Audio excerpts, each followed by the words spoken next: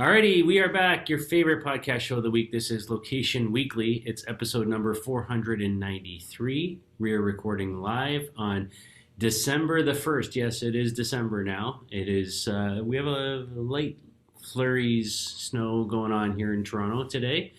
Not much. It's still pretty much green on the ground, but, it's pretty at least. There you go. How are you? Brianna? I'm good. And believe it or not, we actually had some icing flurries here yesterday in Atlanta. Can you believe it? It's crazy. Yeah, But the sun's out today, so hopefully it was really cold. I'm not ready.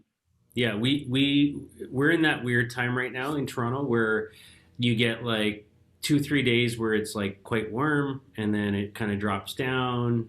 So we have this like Texas low or something they call it that's kind of coming to the East Coast and it's kind of pushed up some cold air for this week. But like on the weekend it was 50, 60 in and around there. So it's up and down all the time right now. So anyhow, alrighty. Well, we have Well, a you could be a great what. weatherman sometime if all else fails. Yes, I have another career that I can turn to. There you go. Yes. Yeah, so we have a good show for you.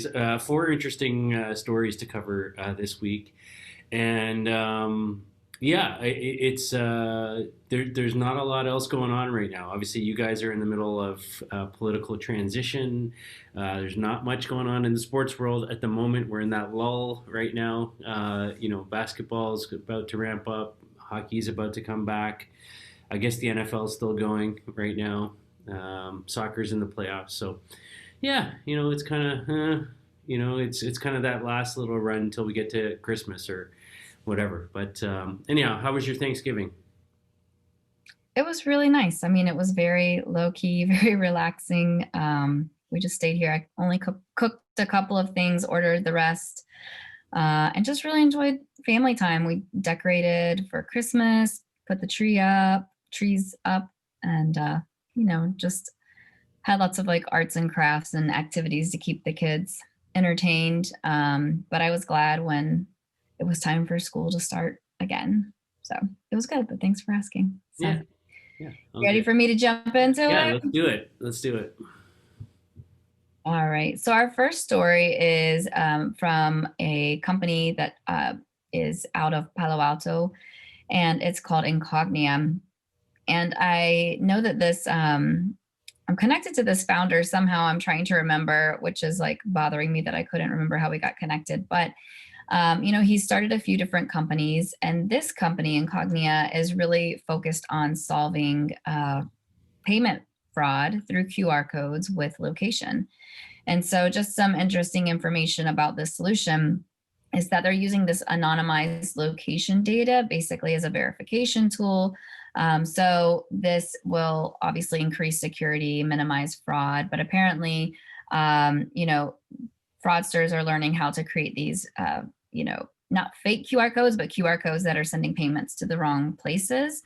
And in order to, bypass that, this solution basically is taking into consideration the phone's history and location. So when you sign up with this specific feature, I'm not sure if it's like an SDK that gets embedded in an app or how exactly they're deploying it, but basically the technology is taking your home address and looking at your behavioral patterns where you go. And if something doesn't match, it will flag it in essence. So it'll use like network signals, on device signals, and it'll take everything in real time and basically say how high of a risk this specific purchase and transaction is. And so it scores it. So basically, to prove the identity of somebody, the location-based solution will match the home address that's provided, to all of this data and information, and it happens in the background, supposedly without any friction. So, one, I didn't really know that QR code fraud existed, but you know what? Where there is money, there's going to be fraud, and so I think it's great that they're figuring out how to use location as a verification tool. We've seen this before in a lot of other aspects, and maybe it's the where your phone is as where you're paying, or even a lot of banking institutions and financial institutions are using IP geolocation to map impossible travel. We've seen that a lot with my prior role at Digital Envoy. And so, I think this is smart. Like wherever you see technology improving, you're also going to see crime going, and certainly like trying to attack and infiltrate those transactions as much as possible. So, when you think about new ways of paying, new methods of paying, you also have to think about new methods of safety and security. So I like that they're thinking about this. I'm not sure, depending obviously on how this is actually embedded, if it is on the brand app or the restaurant app or through the payment or just on the, if this is consumer direct. That's the questions that I have. And I think that will definitely depend on that. What is dependent upon that is the adoption. So if it is direct to consumer or B2B type of play here, then it will just depend on how they scale this. But I'd love to see, a company like this. The founder came from Brazil, here in Palo Alto now, definitely trying to kind of think of things in a new way. So I'd love to see them succeed and get some wins under the belt. Yeah, no, I think this is something that we need to be looking at right now, especially with this resurgence in QR codes being used for payments, for contact tracing, for all sorts of different things right now. And I think, especially in the payments area, this makes a ton of sense. As you say, like, as people are embracing, these technologies, you always have to think about sort of the downside, the potential criminal side of what's going on over there as well. Andre Ferraz, the guy you mentioned, who heads up Incognia, previous to that was founded in Loco. So, this is somebody who has that sort of pedigree and that expertise in the field of location data and understands the industry. So I can appreciate that he's coming from that with a lot of experience. The field that we're talking about here in terms of financial services, banking, payments, and the use and intersection of geolocation data, I think is, there's a long history there. Lots of credit card companies in particular have been using this type of data to ensure that people are who they say they are or where they say they are, when they're initiating a transaction. We've all had, hopefully, I think we've all had that situation where we get the phone call from our credit card company saying, were you just in Las Vegas and I haven't left the country, like those kinds of things. Because, they can tell from a geolocation perspective, we're not following the normal patterns of behavior and travel and so on and so forth. I know US Bank did a project with their Flex Perks app a little while ago, where they use location data to kind of verify transactions that are going on, and you can opt into that as a consumer through the app. From that point of view. So I think from a fraud detection and prevention point of view, there's a huge need here for this type of application. And I think the latest sort of variant on that is to apply this to QR code-based payments, right? Because there is that sort of surge there right now to have that contactless, sort of scan, pay, recognize, and facilitate that. And the ease of that is great, but you have to also make sure that people's financial data is protected. So I like it. I don't have much more to say about it than that. All right, on to our second story. So local story here now for me, the Ontario Regiment Museum. So this is a military history type of museum here in Oshawa, Ontario. So just actually not too far from where I am on the east side of Toronto. Has launched something called Master Corporal Lana, and she is a artificial intelligent virtual assistant. And so, we've talked a little bit on this show about contact tracing data collection. Obviously, at Ground Level Insights, we're doing some work there with our CanaTrace platform to help businesses. But this takes it a step further, and I really quite like what they're doing. So if you walk into the museum, instead of having to fill out a pen and paper, sort of name, email address, phone number, and collecting the data that way, or even scanning a QR code or something like that, they've got this virtual assistant, essentially called Master Corporal Lana, who basically asks you the screening questions, and you uses facial recognition technologies and so on to kind of take you through that screening process. So greeting you and checking you in as you come into the museum. And now they started with one sort of assistant, And now they've added a second one in for employee screening. So they have a staff sort of entrance, and they screen employees coming into the facility for COVID screening that way, and then guests coming into the main museum property the other way. And so I think this is quite interesting. I think it's a kind of a neat way to blend virtual assistant AI technology with something that's really important and necessary right now, which is COVID screening. Um, and yeah, so the volunteers who are working on site essentially, are screened using facial recognition. The museum has a record of everybody who's been in the building in case that there's a potential positive case that needs to be followed up on. The other thing too that I thought that they pointed out in the story is that initially they had some pushback from some of the older population that were interacting with this, but in the end they've actually quite come to enjoy that experience and interacting with this thing. So I think it's an interesting way to potentially sort of expose an older generation to technology in something that's conversational, doesn't involve them having to download something, install something, that kind of thing. So I quite like it. It's the technology is provided by a local provider here called Cloud Constable that makes virtual agent technology. So there you go, Master Corporal Lana. What are your thoughts? Lana, I like the name Lana. I mean, Master Corporal sounds like a little extreme and scary, but I agree with you on the sort of multi-generational approach. I think it's great that there's no like download necessary. There's not sort of this, maybe the barrier is just comfort, but I think that's a little bit easier to subside when there's not like a technology barrier. So, I remember we got my grandmother like an iPad or something, and we returned it, a few days later because she just could not figure out like how to work it, no matter how much time was spent kind of going over things.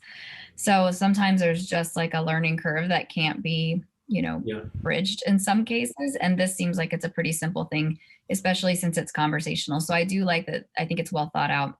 And the other idea that I had was, I'd love to see what something like Canatrace and, Lana could do together. So I think there's definitely options for a sort of multi-pronged approach to tracing and making sure that everybody stays safe. And I think that for me, I like this approach rather than downloading something on my device, because I feel like the idea of privacy and using the data for good is always like a great thing. However, I think there's a lot of potential for data to be used for bad, and that's like a fear that more of our generation has. And so, just interacting with something from facial recognition that is just sort of capturing that, and it stays at that location that's not following me around, I feel might be a less intrusive barrier to entry. So I like this approach. Cool. Excellent. All right, on to a completely different yet fun story. Yes, fun story. So I don't know if I can even, let's try. I have a filter on my face now. Can you tell? I have on virtual makeup, and this is made possible by L'Oreal. So this is a fun kind of, a fun story, a fun AR story here that I'll do with my makeup on. So they introduced a virtual makeup, and this is available, they said, for social media, but obviously it's for calls as well. So you can just, roll out of bed and put on some fake makeup and see, maybe it'll help spruce you up a little bit. So they have, it's called Signature Faces, and these filters are available on Instagram, Snapchat, Snap Camera, and Google Duo. But Snap Camera works with like Zoom and all the other platforms, so you can just like add in the filters. So it's really cool. So the fact that you can just everybody's on mobile apps right now, right? But a lot of times we are not taking the time to get dressed, or in my case, like I'm usually in yoga pants or sweatpants and then like a nice shirt on top, like putting in the bare minimum effort Yeah. here. So I love that they're thinking about, how do we engage consumers with a makeup brand? Obviously with the pandemic, a lot of people were not buying a ton of makeup, and they were just sort of seeing a decline in some of their sales, but they were hoping to boost e-commerce sales through some of these fun filters and just engaging with their consumers in a fun and unique way. And I really like this.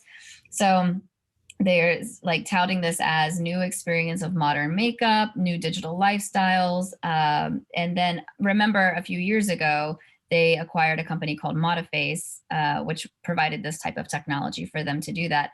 So obviously, you're thinking about how do we engage consumers with digital experiences? How do we, continue to interact with our consumers and see what they're interested in? And in some ways, based upon the amount of usage maybe that filters get, you can also think about what products may be more interesting to different groups of people, or what they're more interested in. But I have to show you one. This is my favorite one so far, and here it is.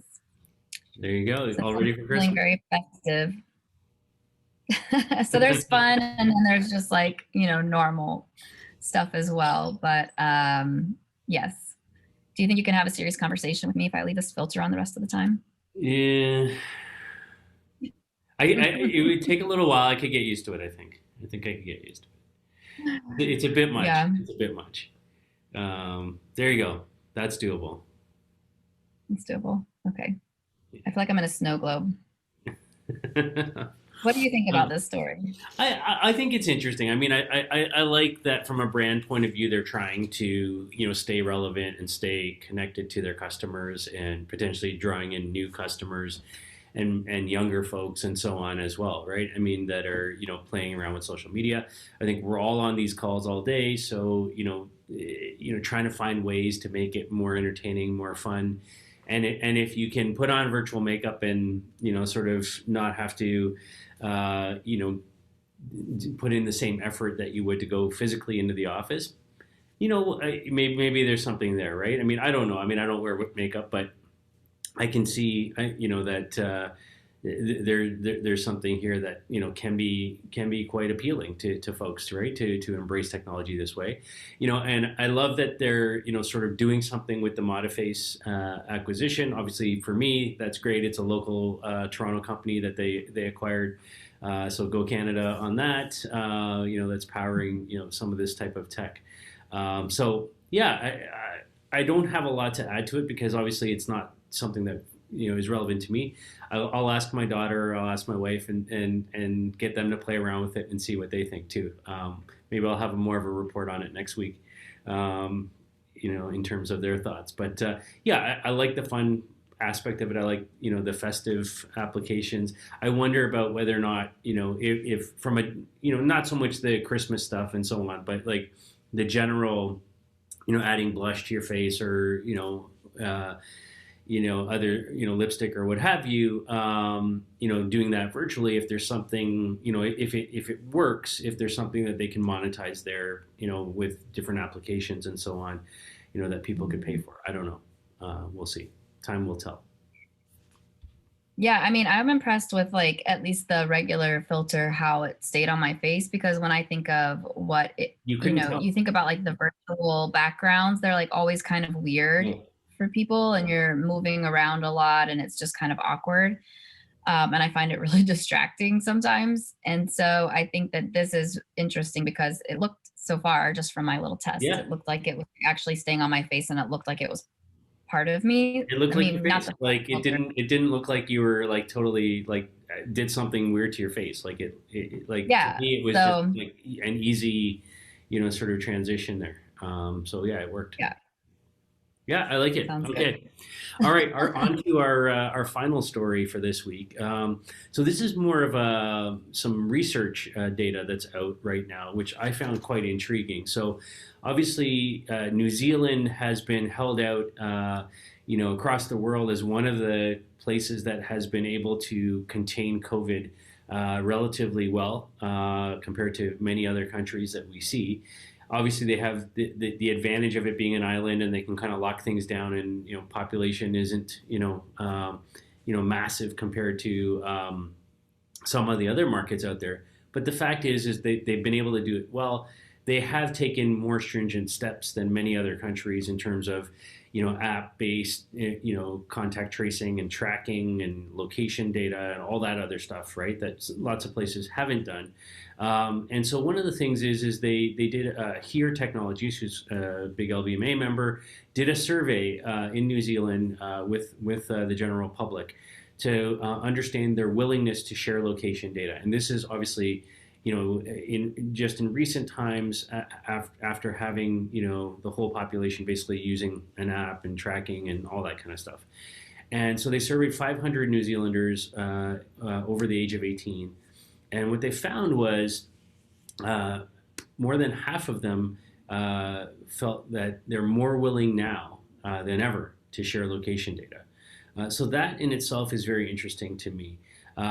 They point out that catastrophic events like things like earthquakes and hurricanes and obviously COVID and things like that, when location data is used to help the public in a public awareness or public alerts or whatever type of scenario, there tends to be more of a willingness to do this. So over half, 58% of respondents say they use location data daily, or at least a few times a week. A third, 34% saying they have some or all of their location services switched on. So that's a pretty significant penetration and use case of location data going on within the New Zealand market. And I'm not like overly surprised by this because I think I did an interview for the New York Times a couple months ago now, and we got onto this topic and about the government's use of location data. And we've been for the last number of years now with GDPR and the California Privacy Act and other rules here in Canada. We just had new privacy laws come into effect here in the last couple of weeks. And the pendulum has been swinging to tighter and tighter controls and restrictions. And what I find is that from the conversations I'm having with government officials, with privacy experts and others, sort of in this pandemic time, is that I think there's a bit of sort of congruency with what this data is saying in New Zealand, which is from a consumer public point of view, there is a willingness in practical health-based, or public awareness type of applications to be accepting and open to the use of location data. And so what I think is actually going to happen is that we're actually going to see a bit of a relaxing over the next 18 to 24 months in some of those rules, or at least in some applications that allow for it to be used in different ways. Because I think at the end of the day, if we want to keep people healthy, if we want to keep people safe, location data is central to that argument in terms of understanding what's going on, in terms of tracking, the spread of the virus and positive tests and cases and all this other stuff. You can't do it effectively without access to that data. And I think people are realizing that, same as they realize you can't have Uber and Waze and weather apps, that are accurate and work without location data. And so there's a utility there, there's a value proposition there, and the same is true for this kind of health data. And that's why you're seeing these kinds of numbers in New Zealand. And I think we're going to see that sort of help to swing the pendulum a little bit back. I'm not saying it's going back to where we were 5 years ago or 10 years ago in just the blanket freedoms of how data was used and in some cases misused. But I think we're going to start to see a more of an awakening or an awareness in the consumer public on the value of that data and their willingness to share it in certain cases, such as for health. Thoughts? Yeah, so I'm kind of I feel like I'm sort of a little further away from that in the aspect that just yesterday I was reading an announcement of another company that was doing something similar. Remember, early on we had talked about Google and Apple were working together to do like that Bluetooth tracing Yep. that was anonymized. And so it's very similar to that approach this company was taking. And just reading through the Twitter feed and the comments and people's responses to the idea of anonymized tracing information was very much in line with like, I'm not giving, I'm not going to give the government my data. And I think that the challenge is that we know oftentimes what a third party company may make with good intentions, the government's going to come in and use for more privacy invasive reasons. And so I mean we're seeing that a lot. Like um, there's a lot of innovations that are happening, like with the facial recognition and things of that nature, where there's a lot of opposition to it as well, and rightfully so, right? So I think it's a balancing act, and it's hard to convince a lot of consumers to give up that information, not necessarily because they don't want it to be used. If you had a guarantee that it was only going to be used for that reason, that would be great. But the reality is, at any point in time, it may not be.